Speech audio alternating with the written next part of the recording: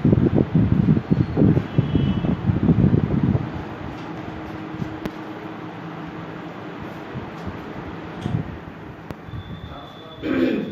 to our new channel Engineers Academy.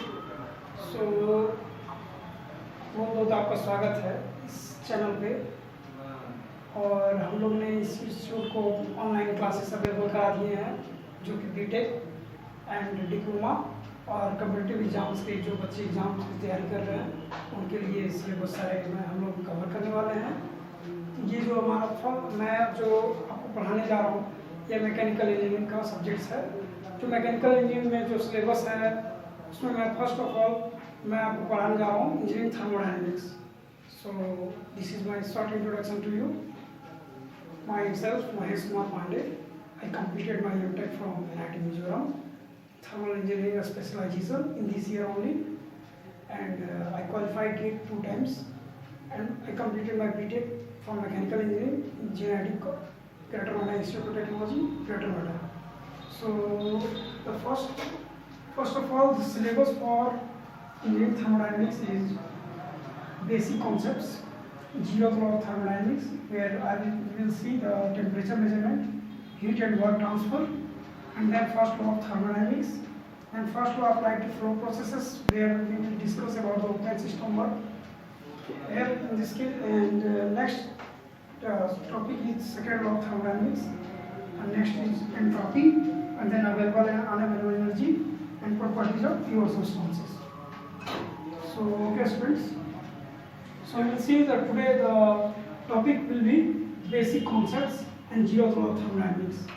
I will complete 2 topics today, so please give concentration.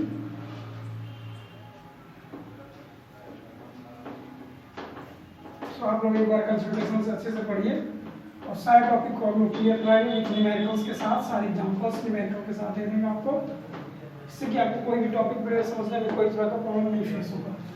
तो first of all बात करते हैं हम लोग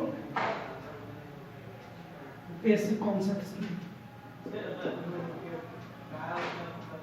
ठीक है, बेसिक कॉन्सेप्ट में पहला बात हम समझेंगे कि व्हाट इज थर्मोडायनेमिक्स। थर्मोडायनेमिक्स है क्या?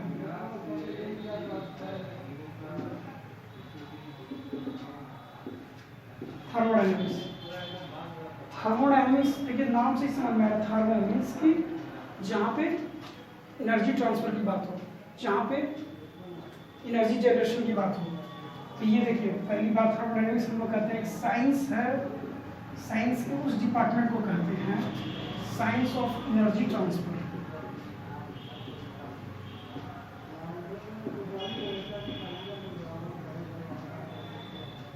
एंड इट्स इफेक्ट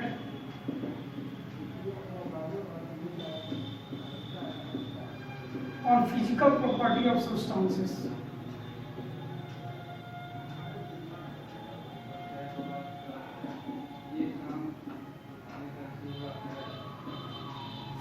देखिए ये साइंस है, ब्रांच ऑफ साइंस, जहाँ पे ब्रांच ऑफ साइंस है जहाँ पे deals with energy transfer and its effect on physical property of substance.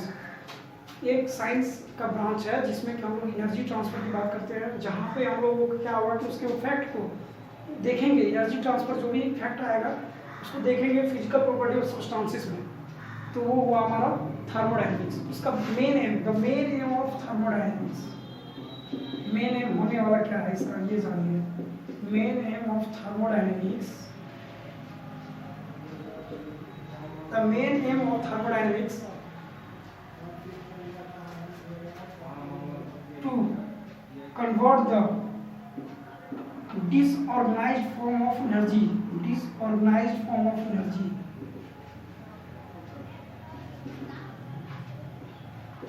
disorganized form of energy क्या हो सकता है हमारे लिए? तो वो होता है हमारे लिए disorganized form of energy जिसको हम लोग कहते हैं heat is converted into organized form of energy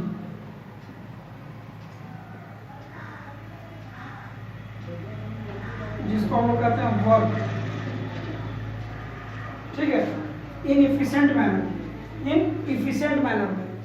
तो यहाँ पे हम मेन एम समझते हैं, मेन हमारा जो उद्देश्य है, इम्पोर्टेंट मतलब कि इम्पोर्टेंट जो हमारे लिए सबसे एम है इसका, कि हमको क्या करना थर्मोडायनेमिक्स में ना, कि disorganised form of energy means disorganised form of energy क्या हो सकता है, तो वो हीट होता है, जिसको हम लोग करेंगे ऑर्गेनाइज्ड फॉर्म ऑफ एनर्जी के रूप में उसको कन्वर्ट करना है।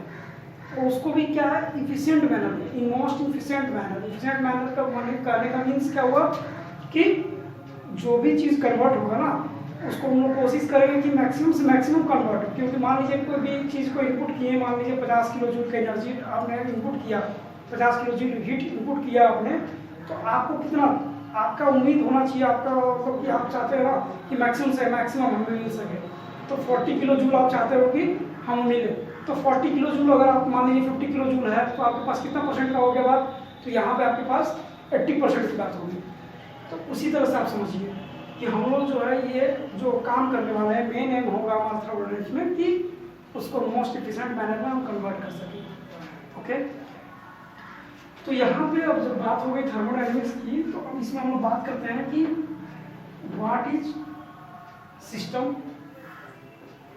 सराउंडिंग, बाउंड्री, शायद उसको देख लेंगे, टाइप ऑफ सिस्टम को देख लेंगे, फिर आपको अप्रोच दिखाऊंगा, माइक्रोस्कोपिक एंड माइक्रोस्कोपी अप्रोच। तो देखिए पहला बात, सपोज ये एक सिस्टम है, ठीक है, एक सिस्टम है, इसके अगल बगल जितने भी चीज है ये सारे सराउंडिंग होगा, ये आपके पास सराउंडिंग होगा, और यही जो बाउंड्री वॉल सेपरेशन किया है, ये जो बाउंड्री वॉल सेपरेट हो रहा है, इससे सिस्टम को सराउंडिंग के साथ सिर्फ जो हम लोग बाउंड्री वॉल से सेपरेशन हो रहा है, इससे हम लोग कहते हैं बाउंड्री वॉल। तो बाउंड्री वॉल जो है ये फिक्स्ड भी हो सकता है और मूवेबल भी हो सकता है, फिक्स्ड और मूवेबल दोनों हो सकता है, ठीक है, ये याद रखिए। पहली बात, सिस्टम क्या है, तो सिस्टम फर्स्ट ऑफ ऑल पहले आपको पूछा जाएगा क्वेश्चन में कि कोई पूछे सिस्टम क्या है, तो सिस्टम मीन्स होता है कि आपके पास जो भी हमारा स्टडी है, जो भी कंसंट्रेशन है जिसमें हम लोग फोकस कर रहे हैं, कोई भी चीज़ को हम लोग पढ़ने के लिए पहले किसी भी चीज़ पे फोकस करते हैं, कंसंट्रेशन करते हैं, तो उसको कहते हैं सिस्टम। सराउंडिंग क्या है, तो external to the system is called surrounding. जो भी चीज़ बाहर है, सिस्टम से जो भी बाहर हो गया वो सराउंड आपके पास सराउंडिंग हो गया। और जो देखिए सेपरेशन वाला जो किया ना बाउंड्री वॉल, ये जो है हम लोग को सेपरेट कर रहा है ना, सिस्टम एंड सराउंडिंग को जो सेपरेशन किया है उसे हम लोग कहते हैं बाउंड्री वॉल।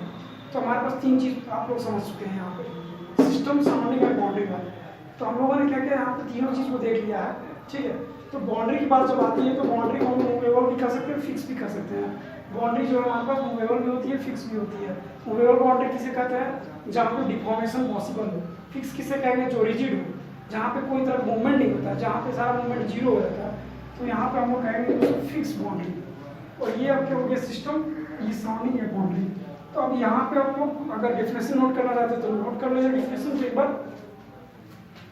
देखिए सिस्टम है तो it is a region in space where our whole concentration, where our study is focused is called system, ठीक है, complete. Surrounding, external to the system is called surrounding, and boundary wall, the separation between the system and surrounding is called boundary wall. तो यहाँ पे आप लोग तीन चीज समझ चुके हैं। अब हम लोग समझाते हैं आपको टाइप ऑफ सिस्टम क्या क्या होते हैं। टाइप ऑफ सिस्टम,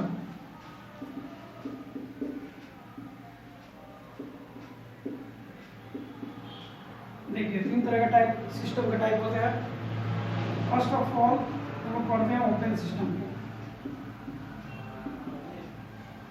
दूसरा पढ़ेंगे हम लोग क्लोज सिस्टम को, थर्ड जो पढ़ेंगे हम लोग आइसोलेटेड सिस्टम। देखिए अब हम लोग ओपन सिस्टम को डीपली थोड़ा डिटेल में समझते हैं कि ओपन सिस्टम किसको कहेंगे भाई, क्लोज सिस्टम किसको कहेंगे, और आपके पास ये आइसोलेटेड सिस्टम क्या होंगे। तो पहला बात ओपन सिस्टम। ओपन सिस्टम में क्या होगा, तो देखिए मान लीजिए कोई सिस्टम है, suppose this is a system where we are giving the some energy, जहाँ पे कुछ एनर्जी हम लोग दिए, इनपुट किए, तो वहाँ पे एनर्जी आउटपुट भी मिलेगा। जहाँ पे कुछ मास दिए तो यहाँ पे मास इन किए हैं तो कुछ मास आउट भी होगा। इसी सिस्टम को हम लोग कहेंगे ओपन सिस्टम। ओपन सिस्टम में क्या हो गया आपके पास, where the energy interaction is also possible and the mass interaction is also possible. जहाँ पे energy interaction as well as mass interaction both are possible. In this case, the system is called as open system. Example of open system, इसका example आप ले लीजिए कि जितना भी आपके पास है ना टरबाइन, कंप्रेसर, सारा ये ओपन सिस्टम होते हैं. ओके, एंड देन हम लोग इससे बात करते हैं कि ओपन सिस्टम में हम लोग एग्जाम्पल और क्या ले सकते हैं. तो टरबाइन कंप्रेसर ले लिए हम लोग. जो आपके पास प्रेशर कुकर है उसको विद वाल्व कर दीजिए, तो ये आपका हो गया open system complete. Next your close system. अब क्लोज सिस्टम को समझते हैं. देखिए एक सिस्टम मान लीजिए कंसीडर किया हम लोग. अब इस सिस्टम में यहाँ पे आपका क्या हो रहा है कि मास का जो इनपुट है वो यहाँ नहीं होगा. मास इंट्रैक्शन इज नॉट पॉसिबल है इन क्लोज सिस्टम. देखिए एनर्जी का इंट्रैक्शन पॉसिबल है. एनर्जी जो इन होगा, एनर्जी जो आउट भी होगा. यहाँ पे क्या होगा, ये क्लोज है ना, तो एनर्जी यहाँ पे मास देने के बाद भी मास आउट नहीं होने वाला है. तो mass interaction is not possible, energy interaction is possible. और इसे एग्जाम्पल समझिए. एग्जाम्पल जो है प्रेशर कुकर है या पिस्टन सिलेंडर एलिमेंट ले लीजिए जहाँ पे वाल्व लगा हुआ है. प्रेशर कुकर है जहाँ वाल्व लगा हुआ है. क्या होगा, आपने जब प्रेशर कुकर को एग्जाम्पल से समझते हैं कि प्रेशर कुकर में आपने कुछ 20 अवस्थांश को डाल दिया. सपोज आपने राइस डाला, दाल डाल करके वो प्रेशर लगवा रहे हैं, तो एनर्जी का इंट्रैक्शन तो करवा दी. एनर्जी आपका क्या हुआ, एनर्जी आपका outside the surrounding, the energy means in the system energy is more, but outside the surrounding energy is less. So यहाँ पे जो चेंज हुआ ना एनर्जी का, तो एनर्जी इंट्रैक्शन हो चुका है, बट मास का कोई इंट्रैक्शन नहीं हुआ. मास कोई चेंज हुआ, कुछ भी चेंज नहीं हुआ.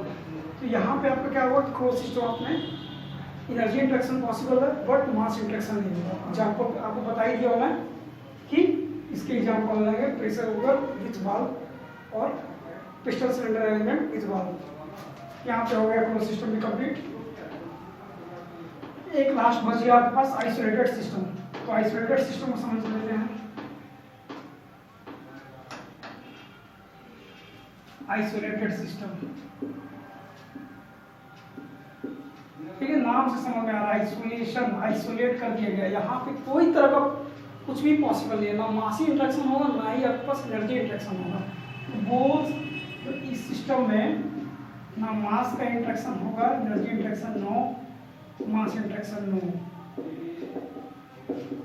तो यही सिस्टम को हम लोग कहते हैं आइसोलेटेड सिस्टम. पूरा आइसोलेट कर गया है ये सिस्टम. अब इसका एग्जाम्पल ले लीजिए. तो इसका एग्जाम्पल थर्मोफ्लास्क में है. उसमें थर्मोफ्लास्क में आप अगर टी या हॉट वाटर रख देते हैं तो कोई एनर्जी का इंट्रैक्शन होता है, कोई एम्बिएंट में चेंज किया है बहुत देर बाद. ठीक है, तो यही होगा एग्जाम्पल आपके पास. यूनिवर्स हो गया. Universe is the best example of isolated system. ठीक है, अब इसके बाद हम नेक्स्ट मूव करते हैं.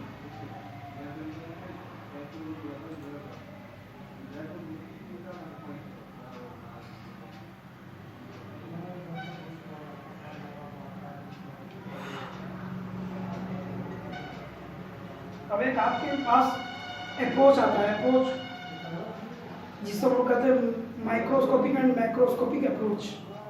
ठीक है, एक मिनट.